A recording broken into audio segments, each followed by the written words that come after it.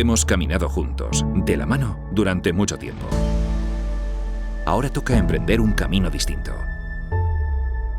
Un nuevo tiempo con retos que aceptar, obstáculos que superar y oportunidades que atrapar.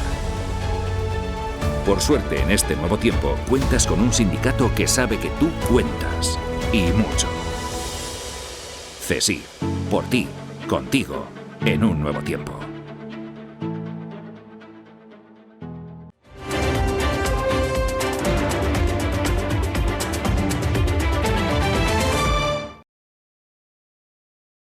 Señor Mohamed, tiene usted la palabra. Sí, buenos días. Gracias, señor presidente. Seré breve, señor Adeu, porque hay parte de lo que pretendíamos aclarar hoy que ya se ha aclarado, pero no deja de ser algo importante todo lo relacionado con la política de menores y las pretensiones en esta materia que tenga el Gobierno, ¿no? Nosotros hemos visto en los últimos días cómo sindicatos representativos de la ciudad pues estallaban en duras críticas hacia el Gobierno por lo que parecía una intención de privatizar o externalizar la gestión del Centro de Menores de la Esperanza. Pasados unos días, es verdad que se pronunció el Gobierno desmintiendo esa posibilidad o descartando esa posibilidad, y nosotros lo que decimos es que todo lo relacionado con el área de menores requiere de una reflexión previa, un expediente o un procedimiento legal que existe, y en definitiva que no se hagan este tipo de anuncios o se conozcan este tipo de intenciones, si las hubiera, que usted la aclarará hoy, si las hubiera, porque creemos que este es un asunto delicado del que el Gobierno debería, sobre todo, sentar las bases de cuál va a ser su política. Por eso nosotros planteamos una interpelación muy concreta, señor Adeu. ¿Tiene pensado el Gobierno privatizar algún ámbito de la gestión pública de la política de menores? Y luego, concretamente, si el Gobierno tiene previsto también alguna planificación sobre la gestión de la competencia de menores. Concretamente, estas dos cuestiones nos gustaría que fuesen aclaradas por usted hoy. Muchas gracias. Gracias, señor Mohamed. Señora Adeu, tiene usted la palabra. Muchas gracias, señor presidente. Señor Mohamed, nosotros desde el principio dijimos cuáles son los objetivos en el área de menores. Tener un centro de menores adecuado a las necesidades de Ceuta y a las características de Ceuta, es más, un centro con plazas para entre 75 y 100 menores como mucho, con todos los servicios necesarios para esa atención mientras esos menores extranjeros tuvieran que estar en Ceuta. Segundo, nosotros no hemos privatizado ninguna gestión, nosotros lo que hemos es vaciado o estamos en proceso de descongestionar el centro de realojo temporal, que es un centro que, como usted bien conoce, era para cubrir unas atenciones sociales y que tuvo que reubicarse como centro de menores debido a una contingencia ocurrida en el pasado y que no reúne los requisitos para ser un centro de menores. Lo que hemos hecho es que con el acuerdo al que llegamos con el Gobierno de España de sacar a 200 de los menores tutelados que se encontraban en ese edificio en la ciudad, al quedarse casi vacío ese centro, lo que intentábamos hacer era trasladar, aparte de los menores que se encuentran en otros dispositivos, como el pabellón Santa Amelia, que es una infraestructura precaria para poder subsistir día a día en un albergue para menores, trasladarlos a ese centro de realojo mientras se estén realizando los trámites de repatriación, que no, retorno asistido, que iniciamos y que fueron paralizados de forma cautelar sobre un número determinado de menores. Las bases de la política de menores están sentadas desde el principio, señor Mohamed. Construir un centro de menores, para ello ya hemos obtenido la concesión de manial de la antigua prisión de Los Rosales y una inversión de 6,3 millones de euros por parte de los fondos de recuperación para la construcción o para la rehabilitación y albergue de ese centro de menores en los antiguos terrenos de la prisión de Los Rosales, para lo cual vamos a hacer un proyecto de recuperación de los espacios que allí se encuentran para albergar a ese centro de menores que le decía, con la capacidad de acogida que Ceuta tenga en base a las dimensiones y a la población que tenga. Y, señor Mohamed, externalizar algunas de las partes dedicadas al cuidado de la atención de menores extranjeros, como así lo manifiesta el informe técnico que desde el inicio de legislatura y el equipo me ha trasladado, y algunos perfiles profesionales en el Centro de Reforma de Punta Blanca. Esos son los objetivos que se marcó el Gobierno al principio de legislatura y que sigue en el reto para llegar a conseguir un tratamiento, una dispersión o descentralización del ámbito de menores, que hay muchos trabajadores que se encuentran en diferentes servicios, habiendo bajas en otros, para poder reorganizar y redistribuir al personal, si así lo estima conveniente, a través de los procedimientos que el área de recursos humanos estime más convenientes y que sirvan para ese menester. Externalizar aquellos servicios que son más difíciles y que reúnen una serie de garantías para los cuales nuestro personal quizá pueda estar menos cualificado o no tener que crear ese número de plazas reservadas para un futuro sin saber cuántos menores puede haber en cada uno de los centros.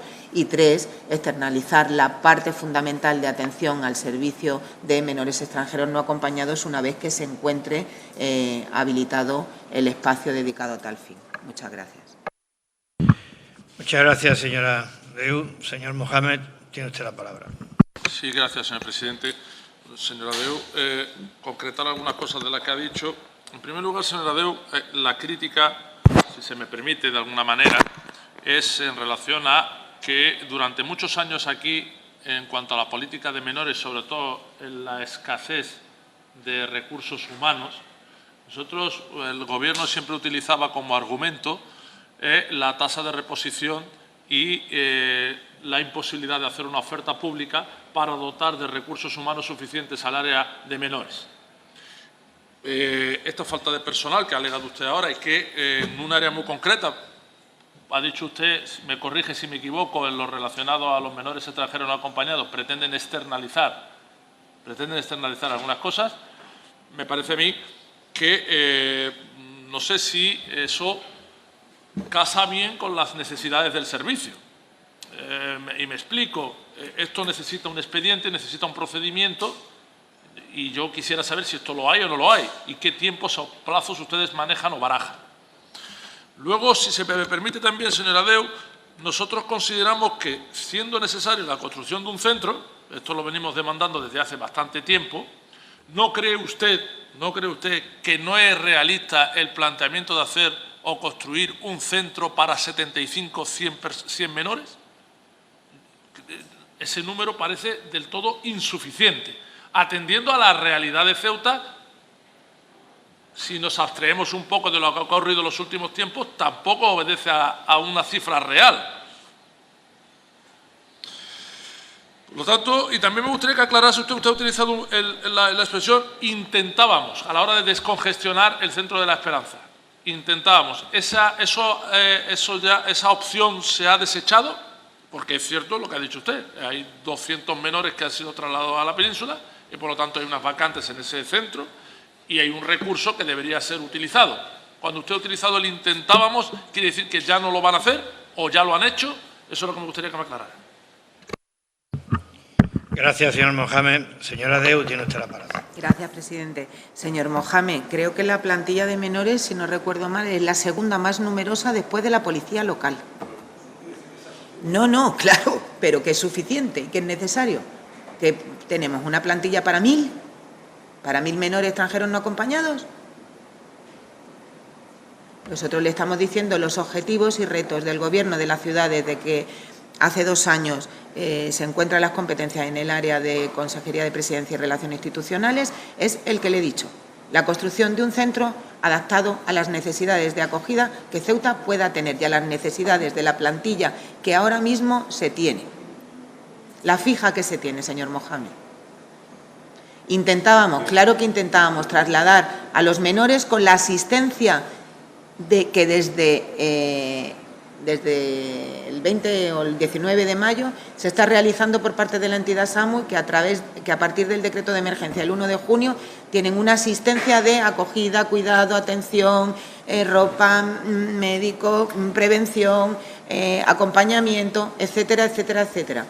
Y como usted bien conoce, si se nos queda un centro como el nuestro de realojo temporal vacío, pues lo normal es llevar a algunos de los menores que están en espacios mucho más precarios, que no dan ni la luz del sol, día tras día, porque ya hemos hecho 4 meses y todavía muchos de esos menores continúan en la ciudad de Ceuta, era llevarlos a ese centro de realojo, evidentemente acompañados de aquel personal que los ha atendido desde el primer día, porque no teníamos capacidad con el resto. Entonces, como ya conoce usted, aquí los mecanismos no pueden mezclar niños, no pueden mezclar trabajadores, esa era la intención. ¿Qué hacemos? Por eso no era privatizar, era trasladar una parte de esa acogida obligada que tuvimos que hacer a partir de la invasión de tantas personas en Ceuta y trasladarlo. Lo que vamos a hacer es, con el personal del área de menores que atiende el centro de realojo temporal, enviar una serie o traspasar una serie de estos chicos que están en algunos de los espacios directamente y que se encarguen de ellos y bajar el número de acogidos que se encuentra SAMU. Y seguimos con la misma intención, señor Mohamed, externalizar alguna serie de servicios del área de menores. Para ello habrá los procedimientos que sean convenientes para poder hacerlo y construir o habilitar un centro de menores adaptado a las capacidades y a las características de esta ciudad. Muchas gracias. Hemos caminado juntos, de la mano, durante mucho tiempo. Ahora toca emprender un camino distinto.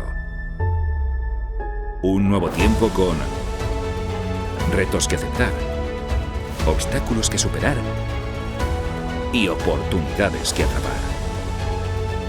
Por suerte, en este nuevo tiempo, cuentas con un sindicato que sabe que tú cuentas, y mucho. CESIF, por ti, contigo, en un nuevo tiempo.